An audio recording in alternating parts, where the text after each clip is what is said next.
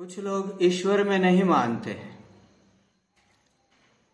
वे कहते हैं कि जगत तो दिखाई देता है, लेकिन ईश्वर दिखाई नहीं देता, तो ईश्वर नहीं है। ऐसे लोग जो ईश्वर में नहीं मानते उनको नास्तिक कहा जाता है। ये बहुत बड़ी भूल करते हैं, क्योंकि ईश्वर का इनकार करना अपने अस्तित्व का इनकार करना है। स्वयं ही ईश्वर है, परमात्मा है, आत्मा ही परमात्मा है। केवल हम अपने आप को जानते नहीं है। अगर अपने आप को जान लिया, अपने सच्चे स्वरूप की पहचान हो गई, तो वही परमात्मा है। अब अपने अस्तित्व का निषेध तो कोई कर नहीं सकता, तो आप परमात्मा का निषेध कैसे करोगे? ये जगत दिखाई देता है तो देखने वाला तो होगा ही। दीवार प्रकाशित है तो प्रकाश तो होगा ही। दीवार दिखाई देती है, टेबल कुर्सी दिखाई देते हैं, तो प्रकाश तो होगा ही। इसी प्रकार से इस जगत को आप देखते हैं तो देखने वाले आप स्वयं सिद्ध है, तो परमात्मा स्वतः सिद्ध है। अब जरा दूसरे प्रकार से समझाता हूं, परमात्मा को सिद्ध करता हूं। यह जो जगत है वो द्वंद्वात्मक है, युग्मात्मक है। उसमें कोई चीज अकेली नहीं है। ये जगत सापेक्ष है। जैसे अकेला सुख नहीं है, दुख भी है। हर्ष अकेला नहीं है, शोक भी है। अकेला क्रोध नहीं है, शांति भी है। राग है, द्वेष है, सुख है, दुख है, हर्ष है, शोक है, अंधकार है, प्रकाश है, छोटा है, बड़ा है, पुरुष है, स्त्री है। ये जो जगत है वो द्वंद्वात्मक है, युग्मात्मक है। उसमें कोई चीज अकेली नहीं है। तो अगर अल्प शक्ति है तो सर्वशक्तिमान भी होना चाहिए। जीव अल्प शक्ति है तो कोई सर्वशक्तिमान भी होना चाहिए। जीव अल्पज्ञ है तो कोई सर्वज्ञ भी होना चाहिए, और वो परमेश्वर है। तो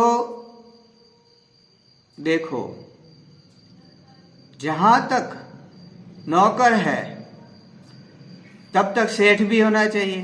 अकेला नौकर नहीं हो सकता। सेठ है तो नौकर, किसका नौकर? सेठ का नौकर। और नौकर है तो सेठ होना चाहिए। नौकर सेठ। उसी प्रकार अगर सेवक है तो स्वामी होना चाहिए। जीव सेवक है और ईश्वर स्वामी है। हाँ, अगर नौकर नहीं है तो हम सेठ को सेठ नहीं कह सकते, फिर दोनों मनुष्य है। अगर किसी दुकान से नौकर चला गया तो अब वो किसका सेठ रहा? तो नौकर है तो सेठ है, सेठ है तो उसे नौकर कहा जाता है। सेठ ही नहीं तो नौकर कौन? तो जब तक जीव भाव है तब तक ईश्वर भी है। जीव भाव नहीं रहा तो ईश्वर नहीं है। लेकिन जब तक आप अल्पज्ञ है तो सर्वज्ञ है। जब तक अल्पशक्तिमान है तब तक सर्वशक्तिमान है। इस प्रकार से हम ईश्वर से इनकार नहीं कर सकते। ब्रह्म अभेद है, उसमें जीव जगत ईश्वर कुछ भी नहीं है। ये बात सही है। एकम एवं अद्वितीयम ब्रह्म, वहां कोई भेद नहीं है, केवल अनंत आनंद रूप सत्य है। लेकिन जब तक जीव भाव है तब तक ईश्वर है, क्योंकि आप सापेक्ष अस्तित्व के अंदर है, अपने आप को माया से अनुभव करते हैं। अब तीसरी बात, तीसरे प्रकार से परमात्मा की सिद्धि करता हूं। जो नास्तिक है उनका कहना यह है कि यह जगत ऑटोमेटिकली बना है, उसकी रचना किसी ने नहीं की है। जबकि आस्तिक कहते हैं कि रचना है तो रचनाकार होना चाहिए, लेकिन नास्तिक कहते हैं कि यह जगत ऑटोमेटिकली बना है, ऑटोमेटिकली चलता है। तो कर्म का फल कौन देता है? आस्तिक कहते हैं कि वो ईश्वर देता है, लेकिन नास्तिक कहते हैं कि वो भी ऑटोमेटिकली मिलता है। उसमें ईश्वर की कल्पना करने की कोई आवश्यकता नहीं है। तो देखो भाई, यहां भी उनका तर्क ठीक नहीं है। कोई यंत्र अगर ऑटोमेटिकली चलता है तो उसे बनाया किसने? जैसे कि कंप्यूटर ऑटोमेटिकली चलता है, लेकिन उसके बनाने वाला तो चेतन है कि नहीं? रोबोट ऑटोमेटिकली चलता है, घर के काम करता है, युद्ध भी लड़ता है आजकल रोबोट, लेकिन उसके बनाने वाला चेतन तो है कि नहीं? बिना चेतन के ये ऑटोमेटिक चलने वाली चीज भी बन नहीं सकती है।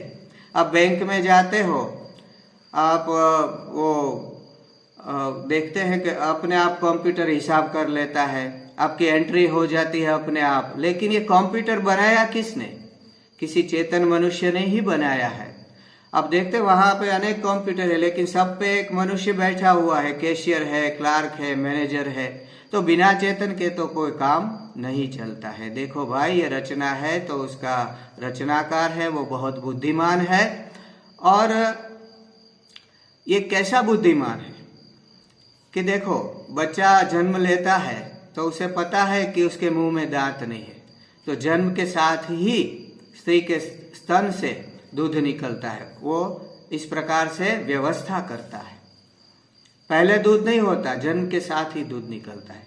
एक अगर एरिया में पानी की पाइपलाइन बिछानी है तो भी बहुत कठिन होता है म्यूनिसिपालिटी के लिए, लेकिन इसने सारे जगत को किस प्रकार से पानी का वितरण किया है। अब देखो, समुद्र का पानी तो था लेकिन खारा था, बहुत था लेकिन खारा था, तो उसने क्या किया? सूरज बनाया, सूरज की भाप आई, सूरज की गर्मी आई तो पानी की भाप हुई, भाप ऊपर गई, वहां पे वो भाप ऊपर जाते ही उसका वो शीत हो गई तो उसके बादल बन गए। पवन है तो पवन ने बादल को सारी दुनिया में बिखेर दिया, और ये बादल बरसते हैं तो पानी पृथ्वी के अंदर आ जाता है और हम बोर करके उसे निकाल लेते हैं। कैसी उत्तम व्यवस्था!